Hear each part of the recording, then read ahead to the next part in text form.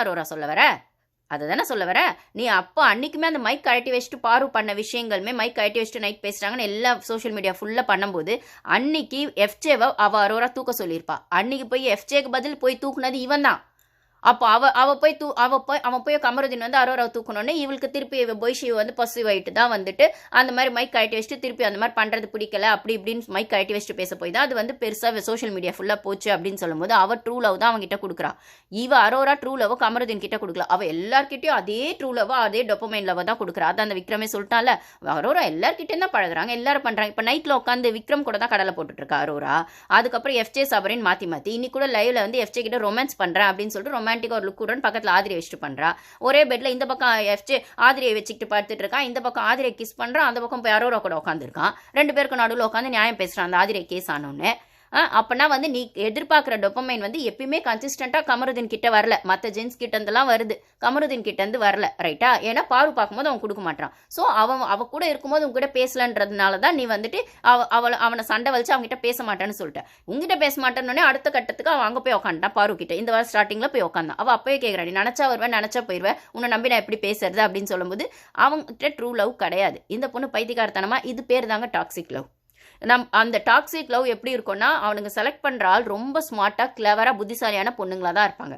அப்போ அவ்வளோ புத்திசாலியாக இருக்கிற பொண்ணுங்க ஏன்டா இப்படி டாக்ஸிக்காக இருக்கிறவனுங்க கிட்ட போய் அந்த லவ் ட்ராப்பில் விழறீங்க அப்படின்னு சொன்னால் அதுதான் டாக்ஸிக் லவ். அவனுக்கு செலக்ட் பண்ணுற சாய்ஸ் அப்படி இருக்கும். ஏன்னா அவனுக்கு செலக்ட் பண்ணும்போது அப்படி ஒரு இதை வந்து சைக்காலஜியில் என்ன சொல்லுவாங்க அப்படின்னா, இதை தான் சைக்காலஜியில் என்ன சொல்லுவாங்கன்னா, இப்படி ஒரு டாக்ஸிக் லவ்வை வந்து லவ் பாமிங் பீரியட்னு சொல்லுவோம். லவ் பாமிங் பீரியடில் அவ்வளோ லவ் கொடுப்பாங்க. ஸோ எதிராளிக்கு வந்து அவங்க இப்படி ஒருத்தங்களை லவ் பண்ண முடியுமா, நம்மளை ஒருத்தங்க இவ்வளோ லவ் பண்ணுறாங்களா, அவங்க எவ்வளோ சூப்பராக இருக்கான், அது எதர் கேர்ள் ஆர் பாய் எவ்வளோ சூப்பராக இருப்பாங்க அப்படின்ற மாதிரி ஒரு வந்து அவங்களுக்குள்ளே வந்து ஒரு பட்டர்ஃப்ளை எஃபெக்ட்னு ஒரு மாதிரி ஒரு அந்த பட்டர்ஃப்ளை பறக்குதுன்னு சொல்லுவாங்க லவ்வில். அந்த மாதிரி ஒரு ஃபீலோடும் பெரிய ஃபீலை அந்த லவ் பாமிங் பீரியடில் ஏமாத்துறவங்க வந்து அந்த விக்டிமுக்கு கொடுப்பாங்க. இதை நம்பி ஏமாறுவாங்க. இப்போ அந்த பீரியடில் தான் பாரு இருக்கா கமருதீன் கிட்ட நம்பிக்கிட்டு. இதில் 4 ஸ்டேஜஸ் வரும். இன்னொன்று டீவேல்யூ பண்ணுவாங்க. இது கமருதீன் பண்ணுறானா இல்லையா, லவ் பாமிங் கொடுக்குறான், அவள் வந்து கொஞ்சம் இவனை சந்தேகப்படும் போதோ இல்லைனா வந்து ஏதோ ஒரு கேம் விஷயத்துக்காக நான் கேம் ஆடுறேன்னு சொல்லி நெய் கொடுக்க மாட்டேன், அப்படி கொடுக்க மாட்டேன், ஏன்னா நான் கேம் ஆடுறேன் அப்படின்னு சொல்லி கேமை உள்ளே விட்டு ஏதாவது சின்ன சண்டை வந்தாலும் பின்னாடி போய் டீவேல்யூ பண்ணுறான். அதுக்கப்புறம் டிவேல்யூ பண்ணும்போது எல்லார்கிட்ட போய் தப்பாக பாரு பற்றி அதை தான் அரோராவும் சொன்னான். இந்த மாதிரி வந்து என்னை பாரு பற்றி நிறைய வந்து என்கிட்ட சொல்லியிருக்காருன்னு அந்த டிவேல்யூ பண்ணுறான். 3வது ஹூவரிங்னு ஒன்று சொல்லுவாங்க. ஹூவரிங்னா என்னென்னா அவங்க வந்து இவங்களை விட்டுட்டு போகிறேன்னு டிசைட் பண்ணிடுவாங்க. ஒரு ஸ்டேஜில் நீ வந்து நான் உங்ககிட்ட உனக்கு நிறைய லவ் கொடுக்குறேன், நீ கொடுக்க மாட்டேன், இல்லை என்னோட லவ்வை புரிஞ்சுக்க மாட்டேன் அப்படின்னு சொல்லி அவங்க தள்ளி போகும்போது வேற எதையாச்சும் பண்ணி அவங்க திருப்பி உள்ள வலிக்க பார்ப்பாங்க. ஹூவரிங் அதை அரோரா கிட்ட எப்பெல்லாம் பாரு வந்து நான் சரிடா அவங்க கேம் ஆடு, இல்லைனா வந்து நீ வந்து இந்த சின்ன கீக்கெலாம் சண்டை போட்டுக்கலாம் நான் பண்ணேன், என் கேமே ஆடணும், அதே சமயத்தில் உங்கள்கிட்ட லவ் இருக்குது அது வேறு, ஆனால் வந்து நான் கேமே ஆடணும், ஸோ வந்து நான் கேம் இதுக்காக விட்டு கொடுக்க முடியாதுன்னு தள்ளி போய் கேம் ஆடுறதுக்காக கேம் ஃபோக்கஸில் போனான்னா அரோரா கூட போய் உட்காந்து இவன் பொசசிவாக அவளை ஃபீல் பண்ண வைக்கிறான். அதை அவளை சொல்கிறான், நீ என் முன்னாடி பண்ணாதானா முன்னாடி தான் பண்ணுறான், ரைட்டா? அப்போ வந்து இவளுக்கு ஆட்டோமேட்டிக்காக என்ன ஆகுது, ஒரு பொசினஸ் வந்து திருப்பி வந்து இவ வந்துட்டு அப்படி பண்ணாதரா ப்ளீஸ்ரா அப்படி பண்ணாதரான்னு கெஞ்சரா. ஸோ கெஞ்ச வச்சு திருப்பி அந்த ரிலேஷன்ஷிப்குள்ள அவங்களை கொண்டு வராங்கல்ல, அதுக்கு பேர் ஹூவரிங். டிஸ்கார்ட் அப்படின்னு ஒன்று சொல்லுவாங்க. இது எங்கே சொல்லுவாங்க அப்படின்னா, அதுக்கப்புறம் அவங்க வந்து இதுக்கு மேலே வந்து அவங்க கிட்ட நம்மளுக்கு வாங்க எதுவும் இல்லை. இப்போ இவன் எதுக்கு பாரு கிட்ட இருக்கான், கேம் ஸ்ட்ராட்டஜிக்காக தான் இருக்கான். நான் முதல்லேருந்து சொன்ன மாதிரி இப்போ இந்த கேம் முடிஞ்சிச்சு அப்படின்னு சொன்னால், இந்த பிக் பாஸ் முடிஞ்சிச்சுன்னு சொன்னால் அவனுக்கு இவ தேவைப்பட மாட்டான்.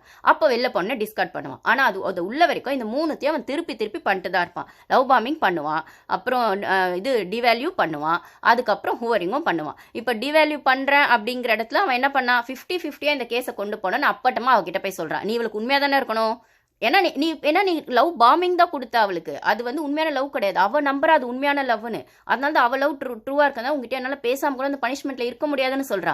ஸோ இது ஒரு டாக்ஸிக் ரிலேஷன்ஷிப், இது ஒரு டாக்ஸிக் லவ். அந்த பொண்ணுக்கு அது புரியல, அந்த பொண்ணுக்கு இல்ல, நிறைய ஸ்மார்ட்டான பொண்ணுங்க இந்த லவ்க்குள்ள மாட்டிக்கிறதுக்கு பேரு தான் டாக்ஸிக் லவ். ஏன்னா அவனுங்க சூஸ் பண்றதே ஸ்மார்ட்டான பொண்ணுங்களை தான் சூஸ் பண்ணுவாங்க. இது வந்து டாக்டர் ரமணி அப்படிங்கிறவங்க அவங்க ஒரு சைக்காலஜிஸ்ட், அவங்களோட வீடியோஸ் நார்சிஸ்ட் பத்தி நிறைய அவங்க வீடியோஸ் போடுவாங்க, நீங்க அதை போய் பார்த்தீங்கன்னா தெரியும், அது இங்கிலீஷ்ல இருக்கும். இப்போ வந்து நம்ம ஆனந்தி இருக்காங்க இல்லைங்களா, போன சீசன் ஆனந்தி, அவங்களுமே இவங்களை பத்தி, ஏன்னா அவங்களோட யூடியூப் ஷோ நான் பார்ப்பேன்,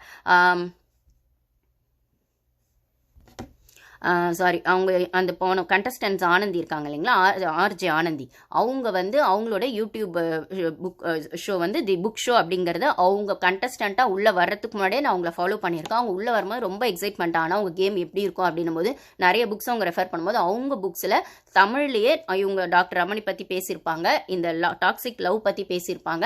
ஸோ இப்போ பாருக்கு நடக்கிறது இதுதான். அவள் அதை ரியலைஸ் பண்ணாத பட்சத்தில் ஒன்றும் பண்ண முடியாது. அதை அவ்வளோ சீக்கிரம் ரியலைஸ் பண்ண முடியுமான்னு கேட்டால் கண்டிப்பாக பண்ண முடியாது. 5 வருஷம் 10 வருஷம்